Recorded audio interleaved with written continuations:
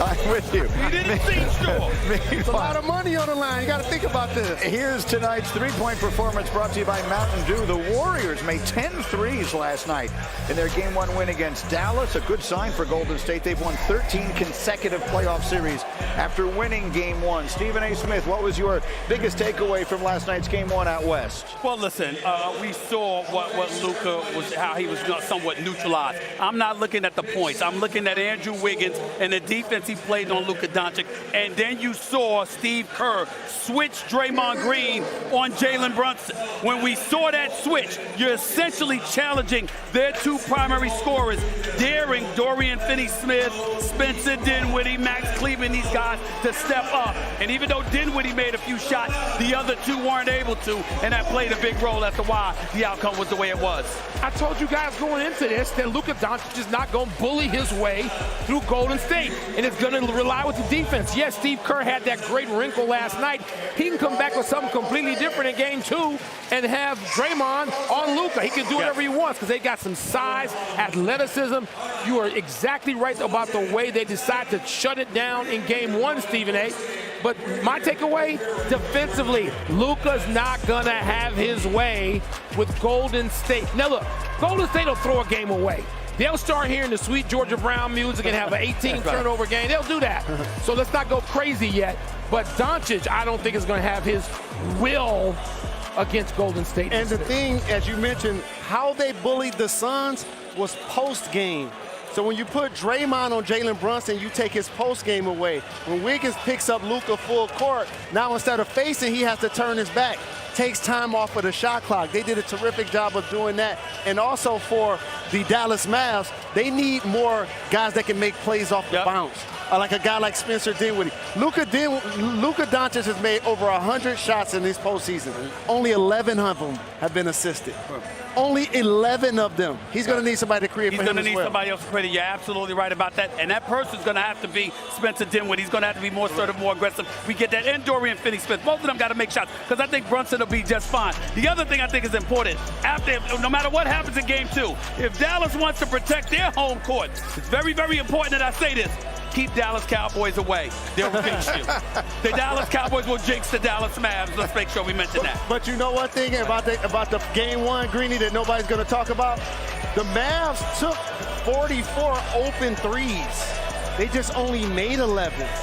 So 44 of their 48 were open. They just got to knock them down.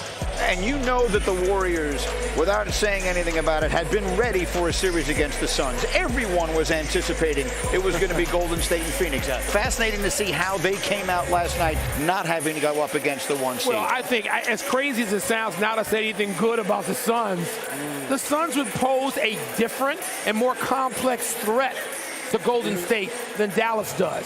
Dallas still has one great player, and we're still looking, as the Mavericks are looking, for all these other guys to figure out how they can fit in, how they can chip in, how they can play at this level, having won a series finally with Luka. That wouldn't have been the case for the Suns, but, you know, very quickly they adjusted. But again, one player threat is not going to beat the Warriors. You're absolutely right. And seriously, on a serious note, very sad for Monty Williams, Chris Paul, Devin Booker, that they're not here. Facetiously, I'm not going to miss the Coyotes. I'm good. I'm good. Stephen A. couldn't be happier because he is spending the week in South Beach. P.J. Tucker and upper echelon stars in the NBA. That Jimmy Butler's name does not usually get mentioned. Because Jimmy Butler doesn't play to the things that most people value now. And let's face it, way too many people as far as I'm concerned, go right to analytics. They go right to numbers. They go right to analysis by numbers instead of sitting and using their eyes and their sense, if they have enough of it, to judge the impact of a certain player in a series or certain times a year, not every single night, and what numbers he has. That's why Jimmy Butler has been my favorite player, and I've said this on PTI a million times over here. He's been my absolute favorite player over many years because he didn't care about that. And so we care about it as a culture, as a sports culture. And so those things don't play into him being labeled a superstar, but that's what he is in the playoffs. People go to analytics, Wilbon, but you know what else they easily do that he doesn't allow you to do? People ring count.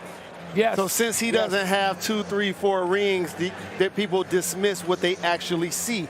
And when he went to Miami, he became a best player on a team that won the Eastern Conference, and that started to catapult him to superstardom.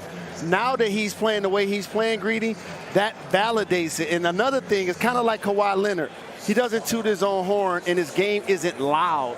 He's getting to the free throw line. He's getting to his spots. He's playing mid-range. He's getting steals. His game, again, is dressed in overalls, and it looks like hard work. Once again, Mike Wilbon and Jalen Rose are wrong. They've totally missed it, okay? Ladies and gentlemen, Jimmy Butler is slept on because Jimmy Butler sleeps too damn much. It's very, very simple. This is the guy that was in Philadelphia, and Brett Brown sat up there and said, we need to get Ben Simmons involved. We're coming to you in the fourth quarter. And Jimmy Butler said, okay. This is the guy that Jimmy Butler, who really prepares himself, works diligently. He's a rough rider, ultra confident, and he wants you to come to him to finish the deal. He ain't concerned about those first few minutes or those first few games during the regular season or whatever. He prepares himself for the moments that matter. The great, I'm talking about the ultra great ones, because Jimmy Butler is great. But the ultra great ones can't hide their greatness, even if you paid them to. Jimmy Butler is a workman. This dude has started from the bottom. Now he's here. He's worked his way to this point. But the point is, he doesn't mind being deferential to others until it's time. Where's Brett Brown again? Remind me where Brett Brown is. Well, he's gone. Yeah. That doesn't take away what I said. This is the bigger point, Stephen A. He did come from the bottom. The greats you're talking about don't come from the bottom of the first round. On draft night, they're not saying, I'm happy to be here to try to stop LeBron James. They're not saying that. Right. They start off as the #1 pick overall. They start off being, 88-3 like Kareem or whatever it was in college games. That's not Jimmy Butler's pedigree. He didn't get into the league like that. That's right. He's a different dude. And so that dude needs to have value, and it doesn't come from have value. But nobody was calling him great until he was in the finals and he showed us how great he was. Well, here it is, like you said, he doesn't have high counting stats. He doesn't have the multiple championships, and he's played for multiple teams the last couple of years. So now he gets to establish that, Greeny, here in Miami. We will have much more on this as we do countdown for a half hour starting at the... I don't like the way he looks gimpy right there, but if he's healthier come game time and he's capable of giving you what you expect from him, I definitely think that puts Boston in a position to win game 2. I'd like to add this, though. Last time I checked, there wasn't one star on the Boston Celtics. There were 2. We're pointing out the 15 points from Jaylen Brown in the fourth quarter. You know what that means? That means you had 9 the first 3 quarters. That means when the Miami Heat went on a 22-2 run to start the third quarter and finish the third quarter outscoring the Boston Celtics 39-14, there was an APB out for somebody like him. He's a star too. And I expect Jaylen Brown to step up. I expect Marcus Smart and Al Horford to be there. And if they're healthy for this game, I think Boston wins game 2. Smart and Horford. They're 2 best defensive players in these playoffs. And what has Boston been able to do? Impose its will defensively on first Brooklyn and then Milwaukee. And those 2 guys are essential to that. I'm going to go even a little further maybe than Stephen A. just did. We totally agree. I think the winner of tonight's game 2. Game 2. I don't care what the stats are, because I'm sure somebody will come up with some crazy stat about, 83% of the time. The winner of tonight's game 2 wins this series. I agree with Boston has to get out of here with a split, right, Jalen? I agree with that. And if you are Miami, given their personnel absences in game 1, you're thinking we got to jump on them and take these 2 games and make it easier for ourselves. Tonight's game 2 winner wins the series. You guys highlighted their great defense. I want to highlight that Al Horford shooting 45% from 3 in these playoffs.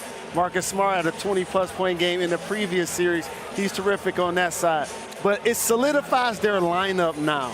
Grant Williams goes back to being a substitute. He struggled mightily in the previous game. Time Lord up front had 18 points. Now he can play alongside Al Horford. So now they can have a better job of making Bam Adebayo work, who was a menace on that run that Stephen A. talked about, in particular defensively in the third quarter. There's a news flash for everybody. It's a news flash. I disagree with Mike Wilbon. I know that might be breaking news, but here's where I'm disagreeing with. I don't necessarily believe the winner of tonight's game wins this series. If Boston wins the game, it's 1-1. I think Miami, because of their physicality, is more than capable of going to Boston and winning a game, getting back here for game 7 and winning. Now, I picked Boston to win this series in 7, assuming everyone is healthy. But make no mistake about it, this is a pick-em series. If Boston loses, they're down 0-2. I get what you're saying. Yeah. But if Boston wins, let's not act like Miami's finished. Miami can still win this series. Boston, Stephen A., has looked like the best team in the East at the very least most of this postseason. You might say, and there's been some flashes from the Warriors, obviously, where they look otherworldly. But Boston consistently, I expect them to come back in that way tonight, both because of what you said about their 2 stars, but defensively, they know how they have to play in these playoffs to win on the road. How about that man, Jalen? How about what we get from Jason Tatum tonight? He was terrific in the first half in the previous game, 21 points. They stymied him in the second half. But again, one of the things that Al Horford also does really well is screen.